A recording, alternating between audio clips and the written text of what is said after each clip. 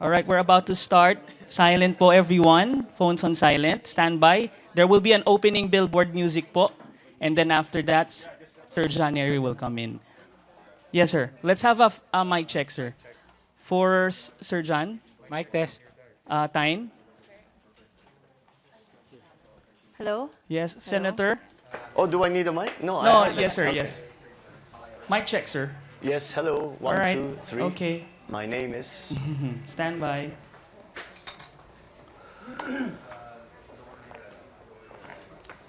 Is someone here from Pang, ano, Fire pang, Libre? pang banda ba? Mic check. AIC is here.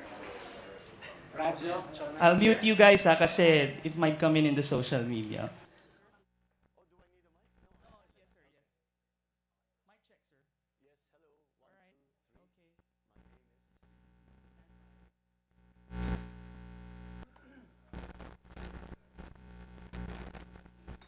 Pang, ano, pang banda ba? Mic check. AIC is here. Radyo. I'll mute you guys kasi it might come in the social media.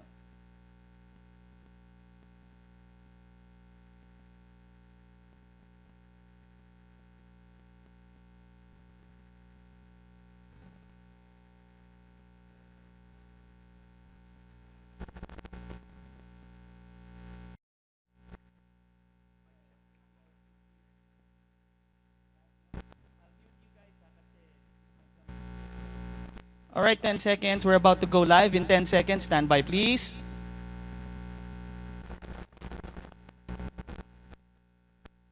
Quiet on set. Stand by.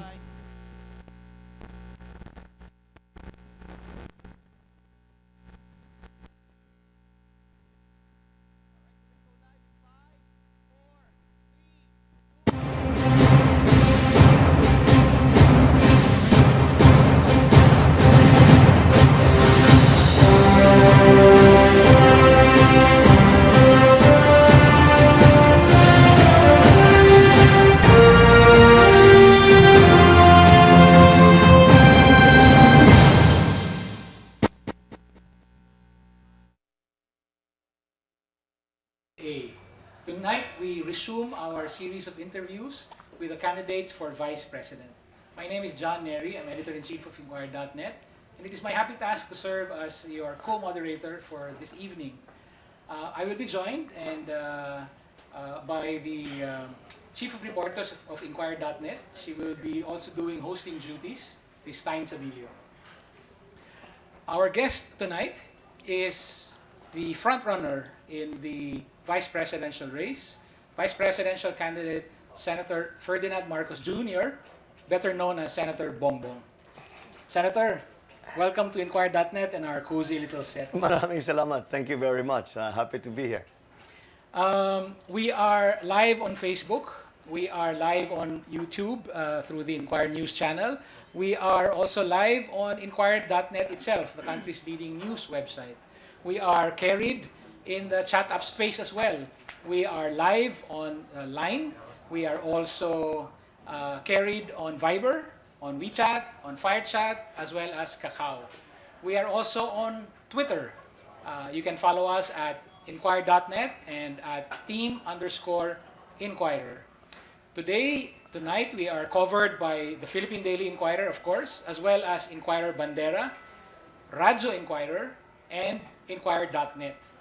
We will be on slightly delayed broadcast basis on Radyo Inquirer 990 AM. Senator, just a quick word about our format. We have 3 rounds of questions. The first round will begin with questions sourced from our audiences on social media. Okay. After which we will have a chance to ask follow-up questions. Sure. So every round is like that. In the third round, thanks to you, we will tweak our format a bit. We will invite your eldest son, Sandro, to join us in the third round to answer more questions. Okay. We are looking at around 1 hour, 5 minutes. We will end at around 7 p.m. I hope that's all right with That's you. fine with me. And one last thing, and actually this is an appeal to the audience. You will see Tyne and me consulting our phones from time to time. We are not being rude. We are listening very intently. We will listen very intently to Senator Marcos. But this is the way we get and receive and read your questions through our phones. So please bear with us as we read our phones from time to time. Okay, so I think we are ready to roll. Senator, the first question is from Bulastog. At his handle on Twitter is Limerick File 11. Bongbong Marcos, since you and Digong are leading in surveys, what would a Duterte Marcos leadership mean in case he won? Well, I hope whoever, if I am elected vice president, I hope whoever the president might be, that it will be a leadership of partnership. I think it is very important that we establish from the very beginning a partnership amongst all the different sectors of society. And the example that needs to be shown is between the president and the vice president, especially if they're from separate parties. Because in my view, that this has been, in fact, my message throughout this campaign, beyond the programs and policies, specific programs and policies that I'd like to propose, is the message of the need for national unity. And again, that is something I feel is necessary if we are to move the country forward. We cannot move the country forward if we are factionalized, if we are there is too much infighting, if there is it's all politics. If it's all politics, then that's all. We're stuck there. Hindi na tayo makakaabante, hindi na tayo aahon. So that would be my wish. That would be what I would work towards. I have been asked that what if you are elected vice president and the president is not from your party or is not your partner. Then I said, and the first thing I would do is if I am voted in as vice president, then the first thing I will do is to go to the president and say, I'm here as your partner in progress for the country, and that I truly believe that this is an important part. And secondly, the part that I think is important is to return excellence in governance. We have suffered under the mediocrity of governance. I think it's now time to return to the excellence in governance. People who actually who are talented, who have experience, who know their job, who are effective, who are inspired in new ideas to solve the problems that our people face. So that is the kind of partnership, that is the kind of attitude with which I think we should approach governance. Thank you. Senator, we will have a chance to ask follow-up questions, Yes, as I said, please. at the end of the first round. But we'll devote the first few minutes first to questions from social. Good evening, Senator. Good Thank evening. you for joining us. This is a question from Dina Esteban from Facebook.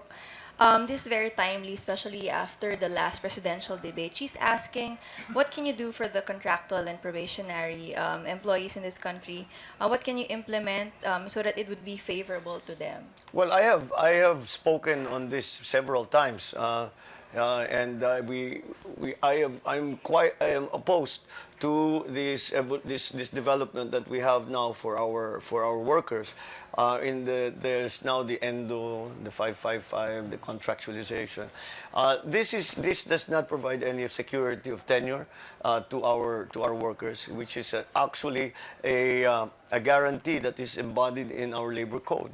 And for whatever reason, this government has chosen to ignore that.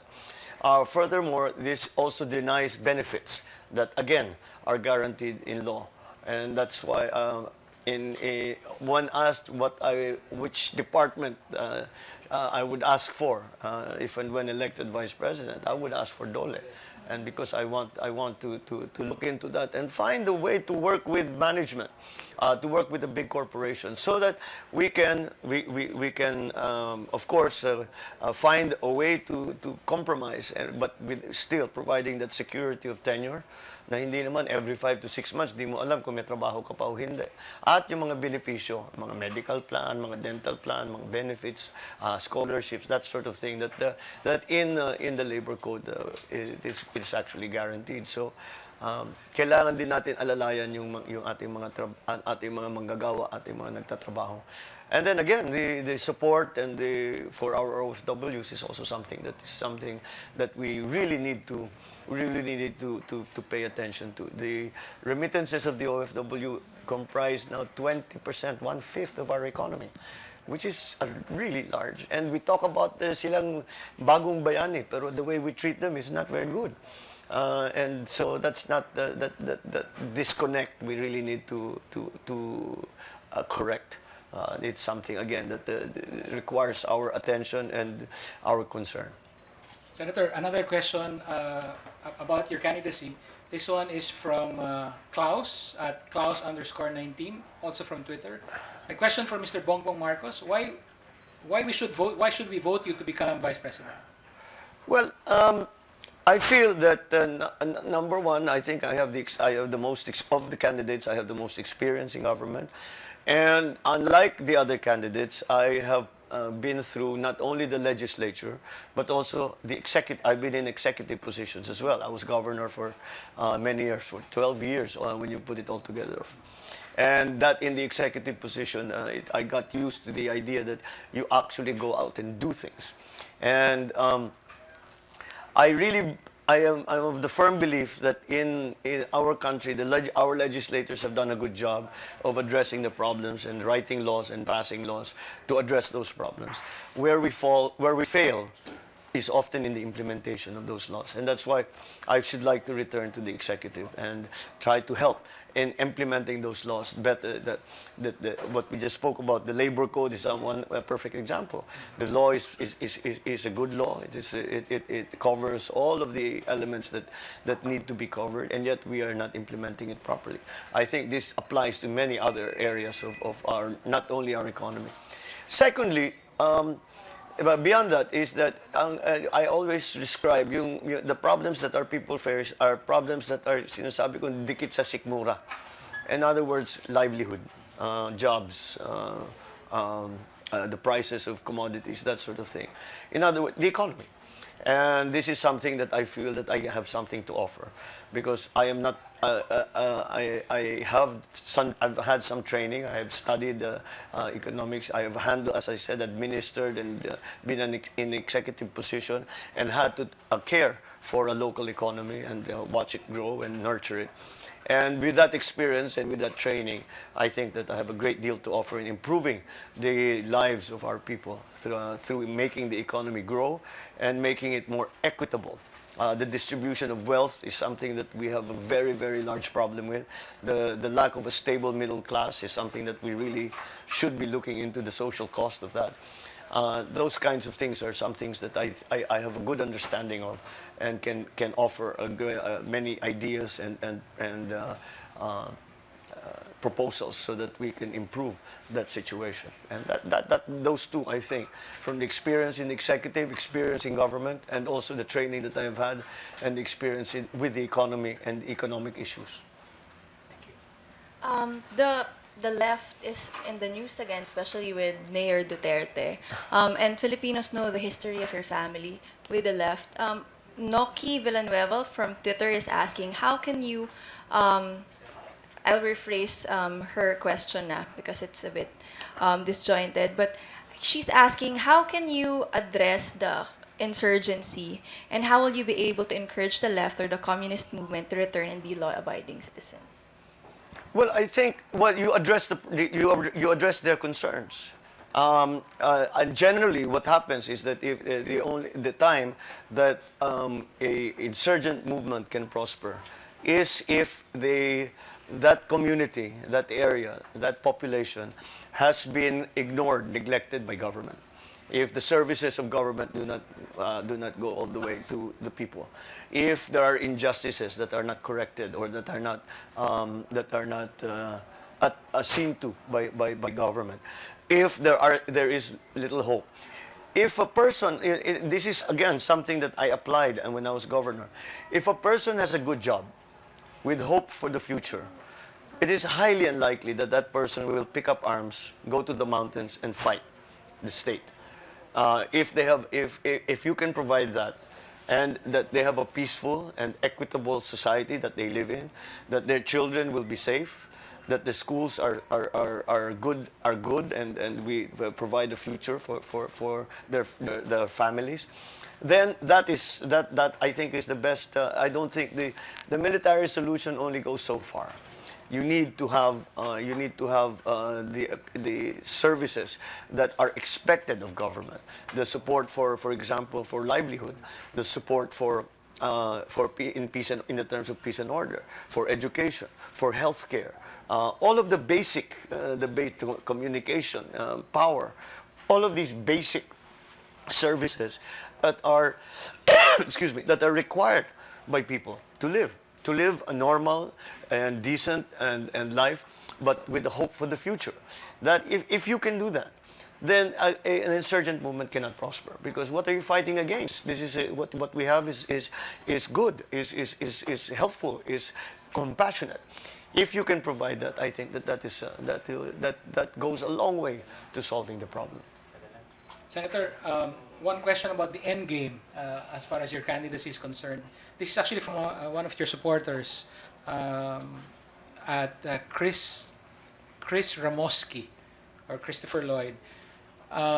Despite the overwhelming support of the people for BBM and the PICOs, I guess the VCMs, he means, still elected Lenny, are you going to appeal? So I guess Well, if there are reports as to that there have been anomalies or problems, we have already in fact begun to get reports on that regard in the overseas voting. And in the overseas voting, we have been getting reports that votes that were made for me, that people who had voted for me, when they looked at the receipt, those votes went to other people. Unfortunately for me, I seem to be the only victim, because the other candidates do not seem to lose votes. I am the only candidate that right now has reports of me losing votes. And so that is, of course, alarming. And so this is something that we have already reported, we have already appealed.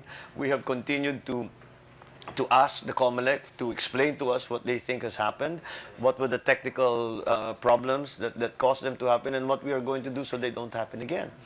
That's the first point. But again, we have studied as much as we possibly can the whole system of election, and it really boils down to the same thing as before. We have to be vigilant.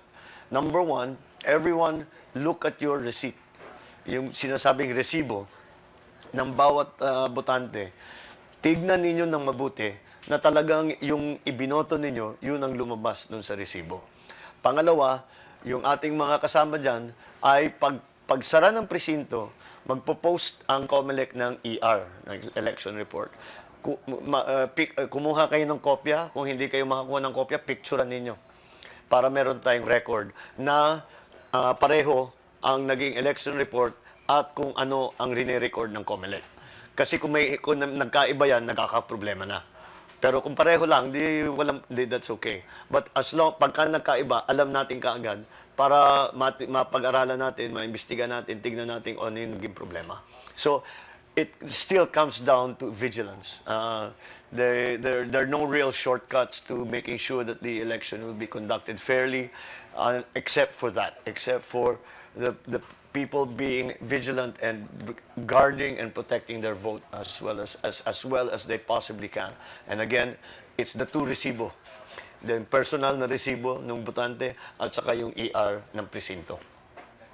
This question is from Mickey Bantilla from Facebook. This actually has been asked several times for the presidential candidates. If you win, will you personally seek for the burial of your father sa libingan ng mga bayan?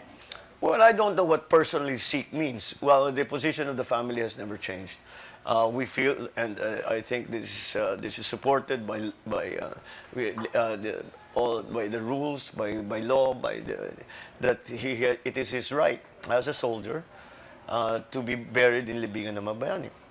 It is his right as a president to be buried in libingan ng Bayani, and that has always been consistent. Now, whether or not we have not worked actively for that on that particular issue, for the simple reason that it has been made very, very clear to us that this administration is not going to do that. If that door is open, we will certainly pursue it. But again, that same position. It's just according to law. It's just according to tradition. It's just according to what we do for our soldiers, for our officers, for our presidents. Senator, maybe a couple of follow-up questions. In your first answer, you said you reference partnership and excellence in governance. You were talking about mediocrity in government. Are you just talking about the last 6 years? Are you talking about maybe a longer time frame? Well, I think. And what did you mean by mediocre? Mediocre. They don't know their job. They're not very talented. They don't know what they're doing. They're not interested in their job. And you're talking about. They basically don't care whether or not they're doing a good job or not. It's simple because when things go wrong, everybody makes all these reasons. They don't say, okay, sorry, it's my fault. I'm going to put it right. That's what it's supposed. That's the answer that's supposed to be. I'm sorry that this has happened. I am in charge of this. I should not have allowed this to happen. I will now go look into it and make sure it never happens again. That is That's the answer of a good government, a public servant. But what we hear now is that nagka-problema. Ay, hindi naman talaga problema yan eh. Nagka-problema, ay siya, hindi kami yan eh. Iba may kasalanan niya. Yung nagtuturoan. Ibig sabihin, wala silang kaalaman para ayusin yung problema. Either that or they don't care. So either way, that makes for a very bad public servant. So I think that the 6 years the last 6 years have been particularly. It has been a particularly bad situation in terms of excellence in government. We see all of these people who have been already implicated in illegal activities, and they are protected because they are allied with the president. We see other people who really have not done anything wrong, and they are naghahanap ng kaso, naghahanap ng para lang iniipit. It's again, we're too much politics. It's all about politics. We should talk about the national interest. We should talk about nation building. We should talk. Those are the things that really should be paramount in people's minds. But all through the past few years, some administrations are better than others. But there's still been the quality of leadership is something that we need to improve. It's all very well to say that we are so equitable, our system is so equitable that anyone can be president. That's fine. But not anyone can be a good president. So we have to find a system, an electoral system, where we only elect good presidents, no matter what party they come from. And that's why this idea of the two-party system has arisen again.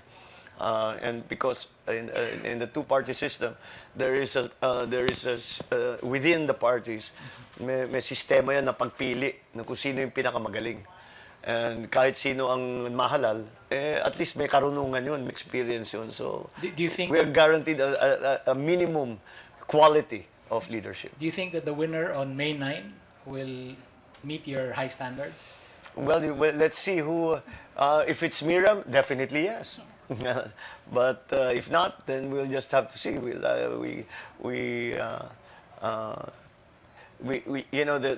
There's a very nice saying. We campaign in poetry. We govern in prose. Yeah. And so what happens on the campaign trail is sometimes different from. If they can be consistent with everything they've said on the campaign trail, then we're in good shape. But that's not as easy to do as it is to just say. So let's hope that they do stay consistent and true to what they have, with the principles and the ideals that they say that they hold close to their heart and wish for our country. Thank you. Thank Senator Miriam, despite her popularity with the younger voters, is still lagging in the polls. Are you still optimistic that she could win this? And could you share with us your experience by campaigning with her? Well, the thing is, with in the polls, we're not as you said, her support. A lot of her support comes from young people, and she's consistently the winner in all the mock elections in universities and schools. And if we look at the demographics of the Philippines, The voters that are 35 and below comprise 44.4% of the voting population. And therefore, taking those two things together, where young people are very supportive of her and that they comprise the largest demographic in terms of age, then I feel that support has not yet been felt. My experience with her in campaigning has been the same as my experience with her in the Senate, and that has been one of she's a terribly impressive woman. She's extremely intelligent. She's she's very profound in her thinking. She's certainly terribly witty and entertaining.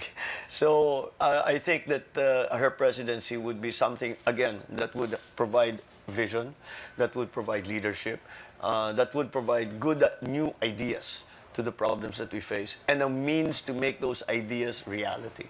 And all those elements are important for a successful administration. So I believe that as all of the candidates go, that she's certainly can show by her own tests the best in academic excellence, in professional excellence, and in moral excellence. Do you think, just one more follow-up, do you think health-wise, Senator Miriam would be able to handle the presidency? Well, so far she has been able to handle the campaign, which is probably more rigorous than the presidency, because the physical demands on you during the campaign are a great deal more than when you are during the day-to-day conduct of your work as a president. So if she can manage the campaign, she can certainly manage the presidency. She has to take that her condition into account. But I think she has managed to do that. So she will manage to do it when elected president as well. Thank you. Senator, it's time for us to move on to our second round. We Okay. probably just have maybe 10 minutes for this. Again, we'll start off with questions from social. Okay. In this case, this is from Facebook, well, his name is Michael Jordan, so I guess it's a play on words, Michael Jordan. And this is about your family legacy. Ang pagiging Marcos sa panahon ngayon, isang asset ba o liability? Napakalaking asset. Lagi kong sinasabi, I'm probably, when I think on it, the luckiest person that I know. And a great part of that is because I was born a Marcos. And there are many, my experience as a young person, many of the things I saw, the people I've met, the experiences I've had, I would not have had if I was not my parents' son. And then to be exposed to two remarkable people, my father and my mother, is again a remarkable.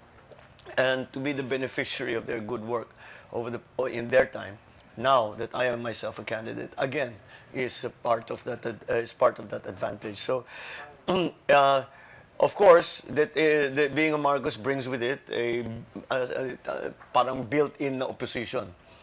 But that's part of public life. I don't think any candidate has ever been elected with 100% vote. So all candidates have their opposition. All candidates have their supporters, and I'm gratified to note that and grateful that we have more supporters than we do have critics.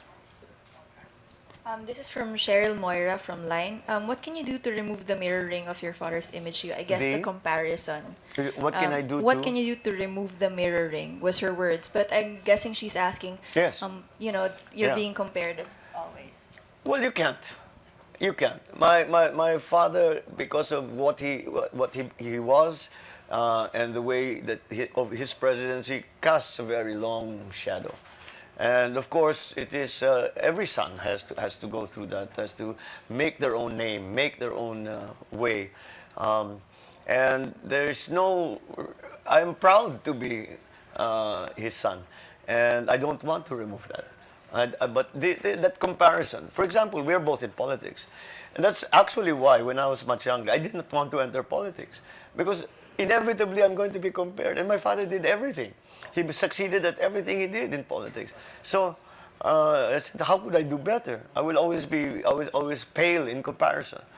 But again, life does that to you and takes you to places you did not intend to. And here I am running for vice president. Senator, I can't find the question right now, but somebody on Facebook wants to know. In 1992, your mother ran for president. She did not win. In 95, you ran for Senate. You did not win. But in 2010, you ran for the Senate surveys for vice president. What's happened in the last 15, 20 years? We stopped becoming the issue. The issue many times, people are still trying to make it the issue, but we in fact are not. But earlier, when we first came back in 91, 92, the election of 92, Marcos was an issue. It's not the issue, but it was an issue. The fact that you were a Marcos was an issue, and that was something that we still had to work through. And so, but we've always felt that the base of support was still there. Now that it's clear that is not the issue. The issue now is back to what it normally is, which is the economy, which is jobs, the price of commodities, education, crime, and we're back to that. And unfortunately, because we haven't moved forward from that, we haven't solved those problems. But since we are there, then I think what has happened is that, in my case, in this campaign, I think one is that that I have many specific proposals on program of government, on what to do about jobs, what to do about crime, what to do about the drug syndicates, what to do about education, what to do about labor, what to do about brownouts, that sort of thing. And beyond that is the message of unity, of trying to bring the country back together again, and people working together, even if they come from separate political groups, separate places, even if they are not natural allies, but to be able to bring, that's where leadership comes in, is where to bring all these disparate forces together and working for the country. And that synergy, and there's the overused phrase, that synergy is something that we need to get, we need to feel if we are going to succeed. And that message, I think, is what is bringing the support that people and Filipinos understand that, because we have that intuitively within us to do that. I'm lumping together two questions that are somewhat related. The first one is from Ella Marcos from Twitter. What measures will you take to improve school facilities all over the Philippines? And another one is from MyChart from Twitter as well. Sang-ayon po ba kayo sa K-12 curriculum? Okay, yeah, that's somewhat related. Well, first, we really have to improve our facilities. Number one, it's very simple. We've ad nauseum, we've heard this, ang kabataan ng pag-asa ng bayan. But it's true. The reason that we keep repeating this is because it's true.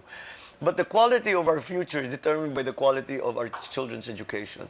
That is dependent on our teachers. So we have to support our teachers better. We have to give them better training. We have to give them better materials. We have to support them better, so that teaching, for me, all teachers are heroes for me. Not only because of the teachers I've had in my life, but to see what they do. Teaching is a vocation. It is not a profession. It's not a career. It's a vocation. Parang pari yan eh. You have to do it. And for that, that is an admirable thing to do. We must support that. And we must allow our teachers to teach. When I first became congressman, I saw this situation when I would inspect the schools. The teachers were not teaching, they were selling things. I'm sure you're familiar with that situation. And I asked them why. And because the pay doesn't come on time, yung sweldo nila laging late, and nagpa 5-6 sila, kailangan sila magbayad. They had their own families to support. We should not allow that situation to happen. We should do everything that we can to support our teachers, whether it is to raise their sweldo, whether it is to make their benefits more tangible, in terms of training. You cannot, that technology that is moving so fast, there's so much new knowledge being uncovered that we really have to help teachers keep up. if the kids are also going to be aware of the state of the art in whatever field they choose to go into. And then, of course, the facilities, schoolrooms. We keep hearing that we have no backlog on schoolrooms. Well, that's, I suppose, technically true, but that's as of 2010. We have not built, going to K to 12, we have not built one classroom for K to 12. We have not hired one teacher for K to 12. So, although I think it is a good idea because kinahanapan talaga tayo ng extra 2 years. Kasi pagpunta ng ating mga graduate, pupunta sa abroad, sinasabi, hindi, underqualified pa kayo, kailangan nyo pa mag-aral. So, mukhang kailangan talaga. But the implementation has been very poor. And I don't, we really have to, hindi na pag-isipan na mabuti. This whole idea now that we will get trainers from CHED, they will come back to senior high school, or paghahatiin ng senior high school population sa private at saka sa public. These things just won't work. And clearly, it is because they haven't thought the plan through. We have to, I think, go back and understand what we are trying to achieve here and how we are going to achieve it. But then we have to support that plan. We have to support that plan in terms of buildings, in terms of facilities, in terms of equipment, in terms of again, support for our teachers, all that, improve the quality of our materials, all of that needs to be done. I think the first answer, the first part of the answer to that question is, we have to recognize that education is the single most important service of government to its people. Once we accept that and embrace that principle, then I think it will become it will be easier to understand what it is that we need to do. Pero talagang yan ang pinakauna, because an educated populace makes for a progressive one, a more peaceful one, a more cooperative one. In terms of society, and that's why it is so important that we provide a good education to all our children, to all our young people, and to everyone who cares to come back to school. So, napaka-importante. Yeah, I mean the importance of education simply cannot be overestimated. It is just the most important thing of all. Thank you. Sir, I think we only have time. I'll just ask one follow-up question, and then we move on to the third, and we can have Sandra join us. But I have, let me just summarize. I have a few questions from Facebook and Twitter. I'll try to be brief. The question basically has to do with wealth. Sir, let me summarize it. Do you consider yourself wealthy? Where does your wealth come from? Well, I don't consider myself. I know lots of wealthy people, and I'm nowhere near. Nowhere near the kind of wherewithal that they have. So it's very hard to really say. I suppose in the Philippine setting, I would say that I'm better off than most Filipinos, luckily for me. But that where does my money come from? Well, we are a very modern couple, my wife and I. She makes the money, I spend it. But no, there have been questions raised about where these things come from. Many of these were things that these are investments that we have made. You know, sometimes they only look at the assets we have; they don't look at the utang. So that a more balanced assessment would probably be good. There are other things that we have that we have regained that belong to me specifically. Over the years, and over the years we have been able to get them back because they have been subject of court cases, for example. And napanalo namin yung kaso, so naibalik sa amin yung mga asset na yun. But the most of it right now is really from the work that I have done in the past few years. My wife has done in the past few years. We have been lucky, I guess, in some of being able to recover some of the assets that were mine to begin with. So, in a political setting, I'm a pauper compared to some of the other. I mean, you see some of the there are vice presidential candidates that are spending 15 million pesos a day. That is something I cannot even, that kind of level of expenditure I cannot even begin to approach. Itago natin sa pangalang... Tignan lang ninyo yung ad. Each ad costs, I think, costs about 860 something thousand.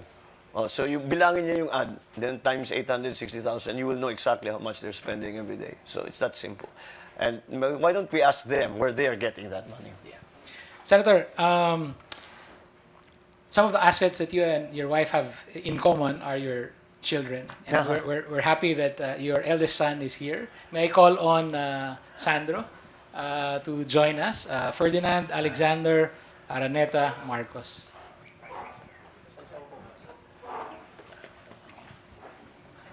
Hi, Sandro. Hi, Sandro, if you could kindly take a seat there. Hello. Hello, thanks. We will have a chance later to ask you questions about what happened earlier today. You had a meeting with the digital media representatives. Yeah. But if I could ask Senator Marcos in front of his son, because I'm interested to know in your family history.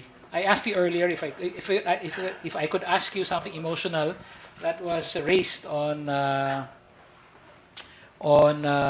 Twitter. I'm trying to look for it now. But if you remember, sir, I said this person was asking, what was going through your head when your family was being moved from Malacanang to Hawaii? Well, there were several stages in the way that the Americans took us to it, because it was all Americans that took us to Hawaii. The Americans first took us to Clark. Then they said we would stay the night. In the middle of the night, they said we had to move again. And before we knew it, they were taking us to Guam. And I remember very clearly the airplane taking off, and we couldn't resist anymore because we were in their custody. And so I remember thinking, I was asking my ninong, my danding ko who was sitting next to me on the airplane. And I said, kailan kaya tayo makakabalik o makakabalik pa ba tayo? That was immediately the concern. They're taking us away from the Philippines. Will we ever be able to come back? That was exactly what we were thinking. And subsequent to that, every day after that, every single day, the first thought in my mind, how do I get home? How do I get back home? And that went on for six plus years. So that was the thought that entered my mind as the plane took off, taking us to Hawaii. And that was the thought that was in my head every single day that we were outside of the Philippines. Sandro, I wonder if you could tell us, if it's all right for you, how does your father talk about that part of your family history? Can you remember the earliest memory? Well, obviously, it's something that's part of our family. It's something that can't be avoided. So obviously, my dad has spoken to me about it a few times, but it is something that it doesn't take sort of a step forward when it comes to sort of issues that he talks to us about, only because I couldn't even begin, me or my brothers couldn't even begin to relate what he experienced, what he went through, the emotions that ran through the course of those years, and it's not something that I can comprehend. Even up to now, I don't think it is something that I can comprehend. And so it's mentioned, but like the detail of going into it is somewhat, I wouldn't say redundant, but at this point I just can't, I can't comprehend. So there's not much point looking into it anymore. So even for you, it is already a part of history. It's something that... Well, I mean, it's something that happened. It is a part of history. It cannot be changed. So yes, to answer your question. Thank you. Just to follow up, well, I also cover Malacanang, and President Aquino, especially when the campaign started, he has started talking about you and your candidacy and the other candidates going against their own presidential and vice presidential bet. How do you feel about that? You mentioned kanina na there seems to be may mga taong ginigipit for under the administration. And you've been mentioned a couple of times about your stand on the BBL and other issues. And for Sandra, how do you feel about that, that the administration has been speaking ill against your father? I'm only gonna say the same thing that he said. It's too much politics. It's too much politics. You by having that amount of politically driven action within the administration, you waste the energy, you waste the time, you block the opportunity for further progression. And I think that is a large part of what my father is trying to say. That is a large part of what my father is trying to change. And that is a large part of what my father intends to do. Sir, do you want to answer the question? Well, yes, I think actually it seems to me that maybe those who would choose to take us back to the past are missing the point. And the reason is I say that is because when I talk to people, that's not what they ask me about. They ask basically the question that's always asked by any voter of any candidate. What are you going to do to make my life better? What are you going to do to improve my life? These are the problems I face every day. What are you going to do about it? Will you in fact be able to do it? And that is the question I try to answer. I view all campaigns and elections as being about the future. Which future are you taking us to? Are you taking us to a good one or a not so good one or a bad one? So that's the answer that is what the question that I think voters are asking. I was walking around in Baguio in the market once, and a lady stopped me and said, "Why should I vote for you?" And I said because I'm trying to unite this country, and I feel that I have many ideas that will help ordinary Filipinos. And that is the point. That for me is the point. And that is the discussion that I think we should have. That's the discussion that I think we should be having is to who has the best ideas, who has been the most effective, who has the best record, who has actually done something for this country, and who has just talked about it. That I think is what people are looking out for, and that is what is going to make people decide which way to vote. Thank you. The next question actually is representative. There are a good number of questions like this. They're interested about your family. Moving forward, no? The question from Carlos Antonio through Twitter. How often does your wife, Liza Araneta Marcos, get to see her cousin Mar Araneta Rojas? And then maybe you can talk about your... Are you asking me or I'll ask you first. me? I see Sekmar more than she does. I run into him sometimes. You say mga hearings sa Senado, in the SONA, we run into each other. I think Lisa sometimes still goes to family affairs, but recently because both of us. Mar and I are been so busy with all the campaign, the leading up to the campaign that we really haven't had time to I haven't had time to see my family and so much more. So I think Lisa is also terribly busy with the campaign and with her own practice. And so, that sort of How about you makes as it a little difficult. Araneta and Marcos? It's actually funny that you'd mention that because It's not me. It's Well, I mean, yeah, every time people cast sort of a comparison to my dad and my Tito Mar, it's always cast in opposition because obviously Mar is running under the LP. There's an opposition aspect to it, but if you break that down, I mean, speaking personally, he's my Tito, and a lot of my cousins are Arenetas and support him, and that's completely. And some of my best friends that I hang out with at least 3 times a week. I always see them are directly related to him. They're part of the Arenetas, and I always believe, and it's something my father has always told me, that friendship is transcendent of politics. Friendship should always take the first priority when it comes to political discourse. Even if you have political differences, you shouldn't let that drive your opinions on other people, because they are all entitled to feel what they feel, think what they think. Which is why, when you have that comparison of my dad and Mar, and it's always been opposition. I just find it quite funny because, The reality is more the- complex. yeah, no, it's not just more complex. I mean, his inaanak are my cousins who I see almost all the time, and we're extremely good friends, and they're always in the house. You know them. Yeah.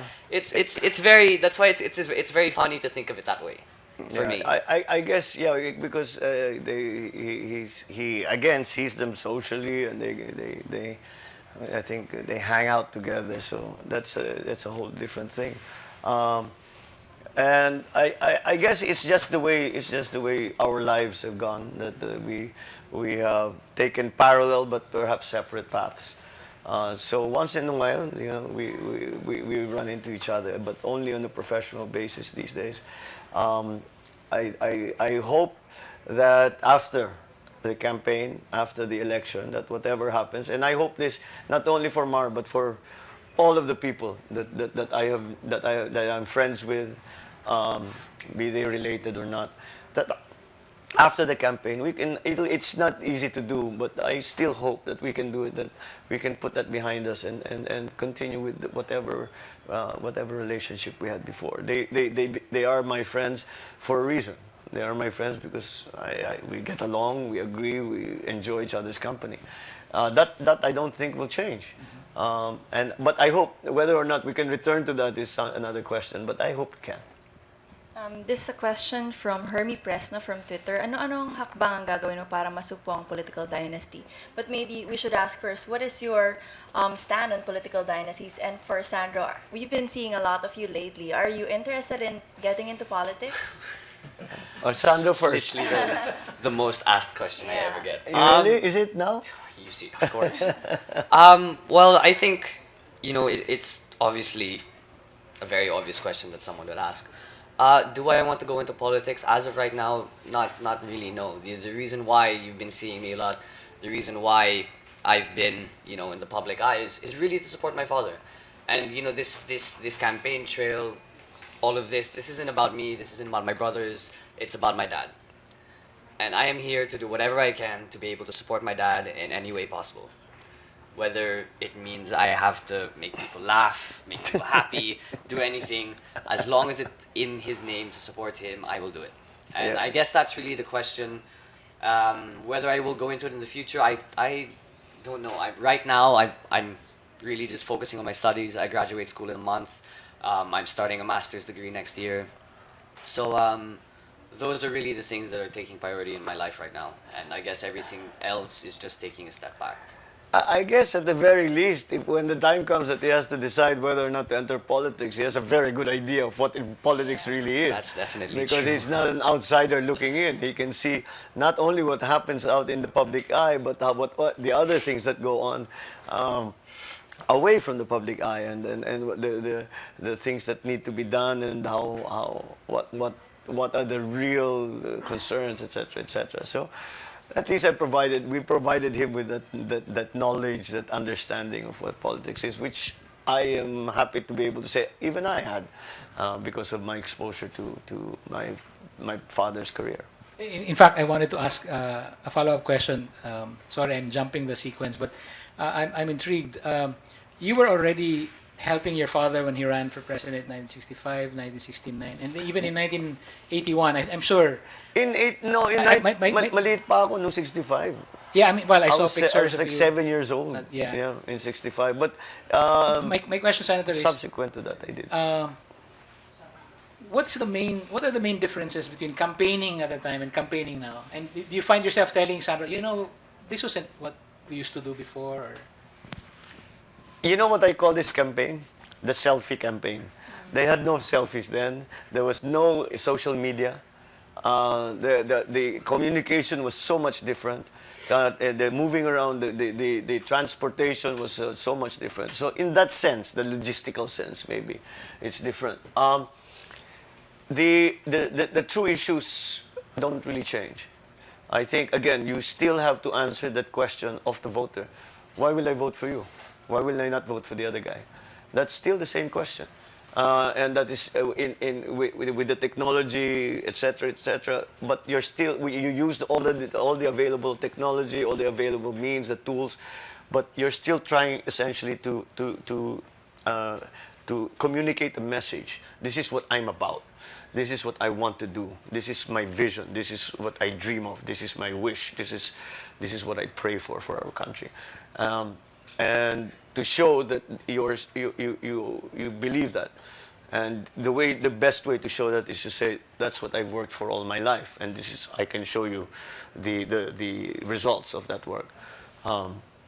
In my case, that's certainly what I've been trying to do, and I think that's really been the same thing that in my dad's time it was still the same thing. Of course, it was done in a very different way. Sometimes I think, how did they do it? Because we can take flights pretty much everywhere. You go to a place, even you have even the most in the furthest away from Manila, there are facilities, there's the communications available. You can always pick up your phone. There's internet. All those things make things. I sometimes wonder, how did they do it at that time? The country the Philippines didn't shrink. I mean, didn't shrink. It's still as big as it always was. So how did they manage it? So I guess it was just a much more difficult undertaking at the time. Sandro, do you have any ideas about the way the campaign is run now, and then maybe from what you know about history? Maybe I have no knowledge except what he would tell me about how campaigning would be before.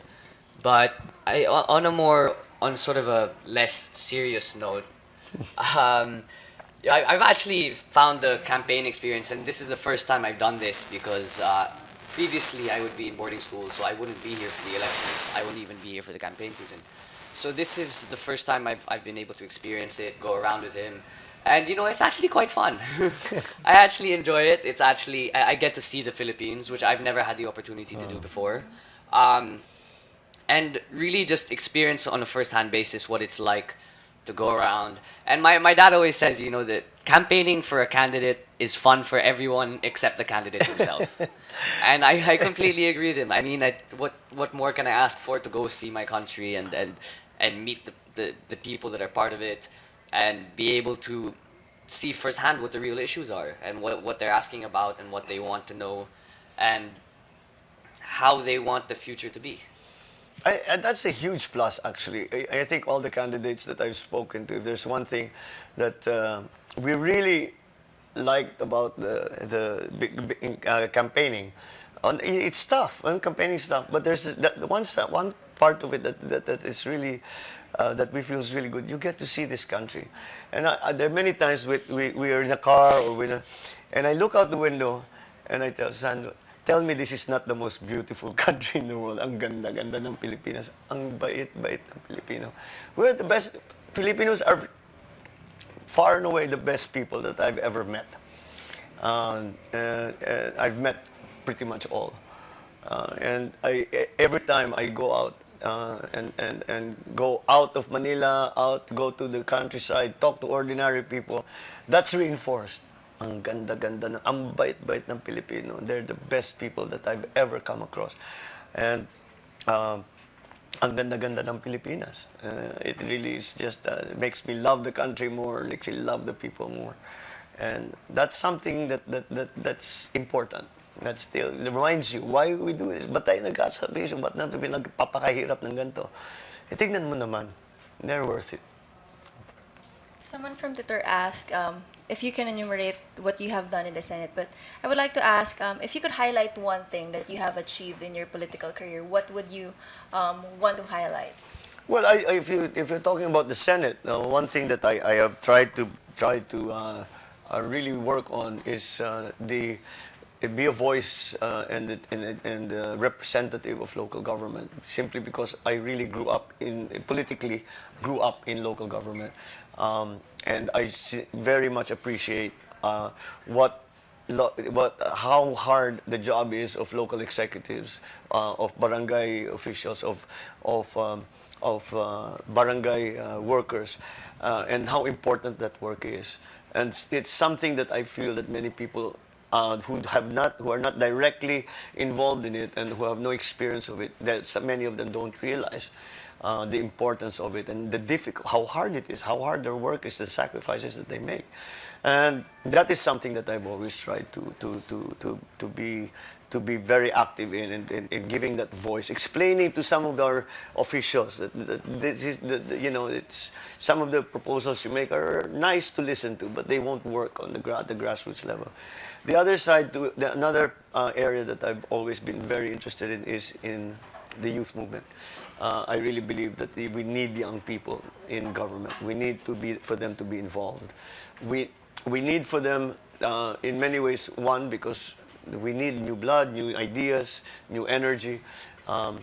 We need for people who are of the time, who understand the world today. It's not something that they study, it's something that they live. We may have to study it. We have to think ganito na ngayon, ganito. We have to include that in our thinking. But young people do not. And that's why they can take these leaps and the bounds that maybe we are constrained to sometimes. It is a generational thing. But again, and that's part of what I've been trying to do. And I have been, since I was in university, I have tried to be an eco warrior since I was quite young. And I remember it began, I joined the World Wildlife Fund when I was in Oxford. And we did a lot of work. Well, it started off as being just giving out pamphlets, but at some point we actually were doing work for that, and that stuck with me. Our bishop in Ilocos Norte once said, "Nature is God, God is nature," and if you think on that basis, that is absolutely true, and that's why that work is so important. There are many other things that I'm very proud of, but I think that if you have to pick a number, pick a few, that would be the top of my list. There are many other things I'm concerned about, but those things are extremely important for me. Sandro? Well, no, as a son, I think, my dad is sometimes a little bit too humble, and I'm here to, show him off. And, as a son, the thing that I'm most proud of, and I've been very vocal about it, is, I've experienced it firsthand, I guess it's actually in relation to elections now, because the Philippines still does have a problem for very high electricity prices, I believe. And I'm, in Ilocos, when he was governor, he was able to have a hand in the creation of the first wind farm in Southeast Asia, in Bangi. And that was I don't know how long ago this was. It was quite long ago. But I saw an article a few months ago, actually, saying that the Philippines is now the biggest wind energy producer in Southeast Asia.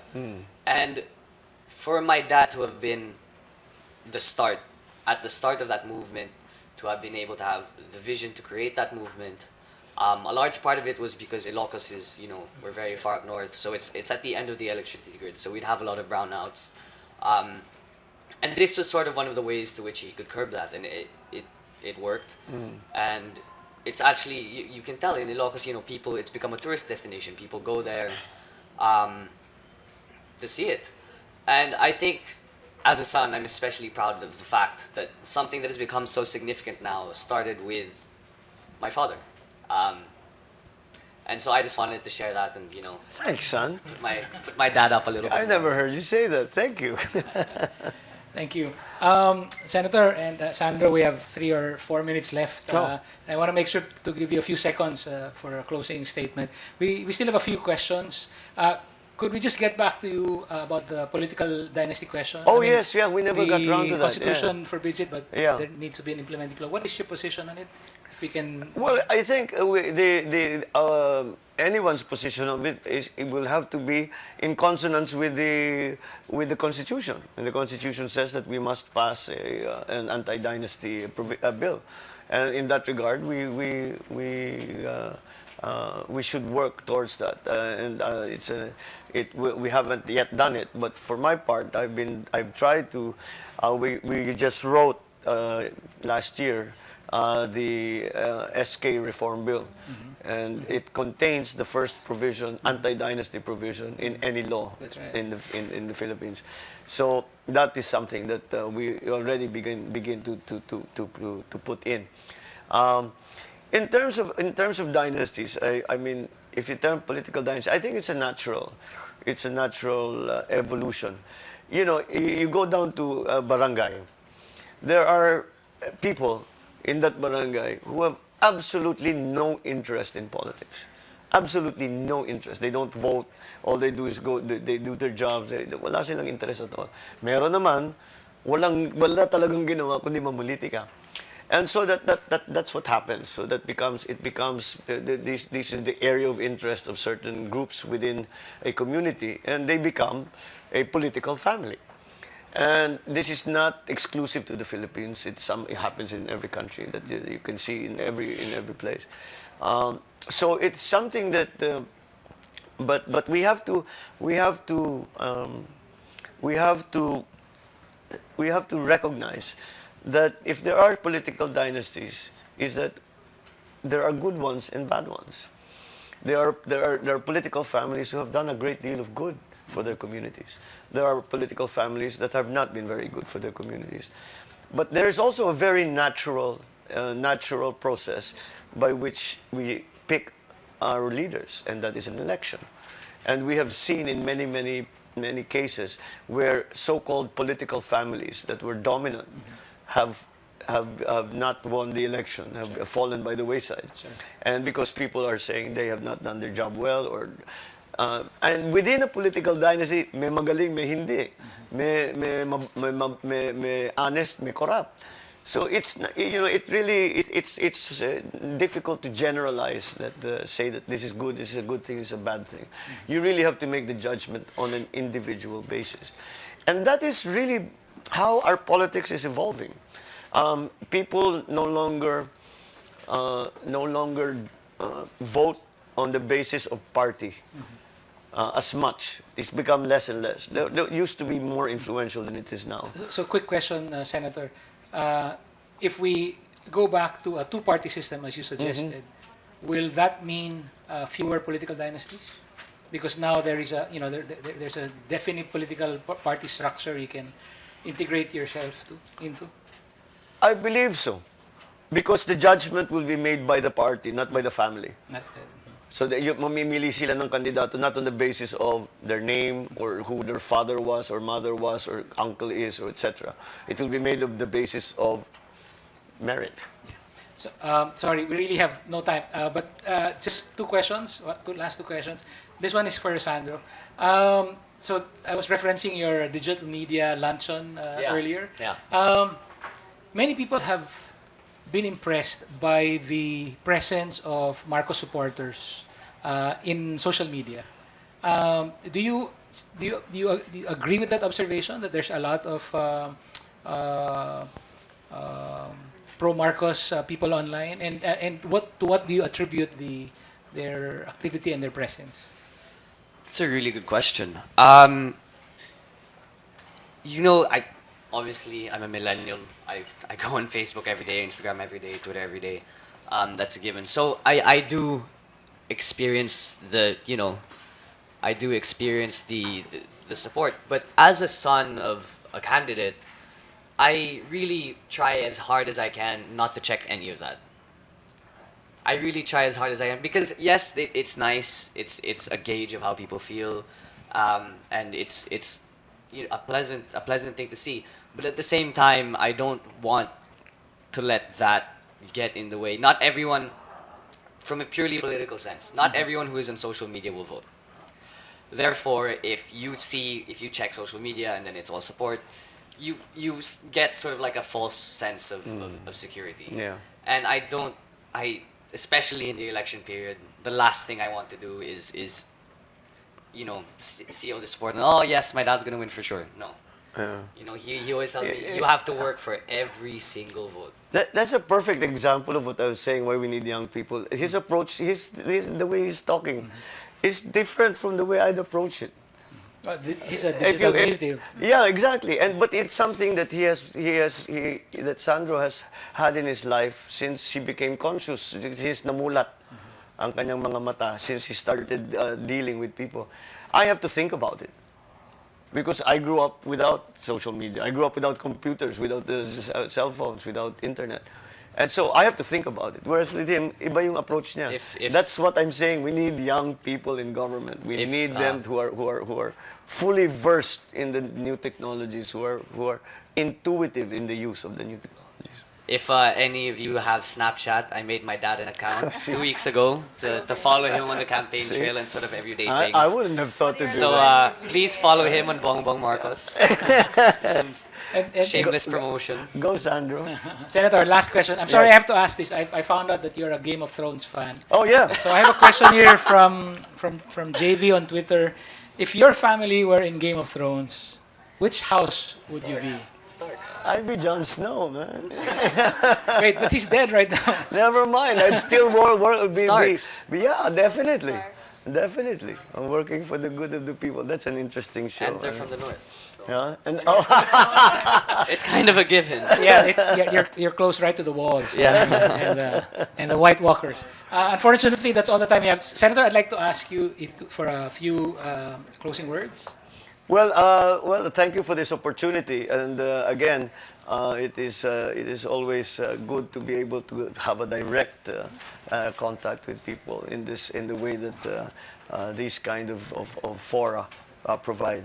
So this is something that we definitely will continue to do, and it gives us an opportunity. I thank everyone out there who has expressed their support. I really believe that the message that we bring is one that is good for the country, that of unity, that of national unity, that of one of cooperation, one of partnership, one of bringing together the country behind a common cause of making our country better, making our country a good place to live, and giving our young people hope for the future. There cannot be a more noble cause than that, and it is something that I live for, I've worked for, and will continue to do so until the point, as long as I am allowed to. Thank you very much, Sandro, and thank you, Senator. We would like to thank Senator for making time for this, and we would like to thank the different audiences on our various platforms, especially those who have sent in questions. We apologize we weren't able to ask everything. What we will do is that the questions that we will have, we will send Yes, to your please. staff. Sure. And then maybe you can answer through Snapchat. He or answers them on something. Facebook. Or answers them on I'll answer Facebook. them on Facebook. This has been INQ A. Thank you and good night.